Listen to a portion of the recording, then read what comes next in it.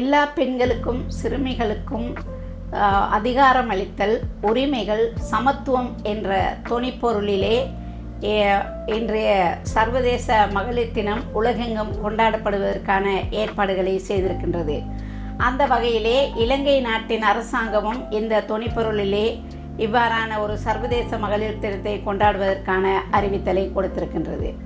அந்த வகையிலே பார்க்கின்ற போது சர்வதேச மகளிர் தினத்தை நாங்கள் கொண்டாடுவதோடு விட்டுவிடாமல் எதிர்காலத்திலே பல்வேறு விதமான வேலை திட்டங்களையும் எங்களுடைய பெண்களுக்கு கொண்டு வர வேண்டும் என்று நான் எதிர்பார்க்கின்றேன். உதாரணமாக மலையக பெண்களை பிரதிநிதித்துவப்படுத்துகின்ற ஒரு காரணத்தினால் மலையக பெண்களுக்கு பல்வேறு விதமான பிரச்சனைகள் வேலைத்தலங்களிலே அவர்களுடைய பாதுகாப்பற்ற சூழ்நிலையிலே இருக்கின்றது.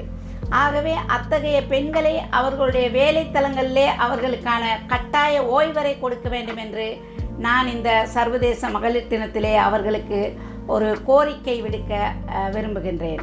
அது மட்டுமல்லாமல் எங்களுடைய பெண்களை பொறுத்தவரையில் அவர்களுக்கு எந்த விதமான உரிமைகளும் சலுகைகளும் இல்லாமல் அவர்களுடைய சம்பளம் மிகவும் குறைவானதாகவே கிடைக்கின்றது. அவர்களுடைய சம்பளத்தை 2500 ரூபாவாக கொடுப்பதற்கு இந்த நாட்டு அரசாங்கம் ஆவண செய்ய வேண்டும் என்று மகளிர் தின கோரிக்கையாக நான் இந்த நாளிலே அவர்களுக்கு கோரிக்கை விடுக்க விரும்புகின்றேன். அது மட்டுமல்லாமல் மகளிர் தினம் என்பது எல்லா பெண்களுக்கும் உரித்தான ஒன்று.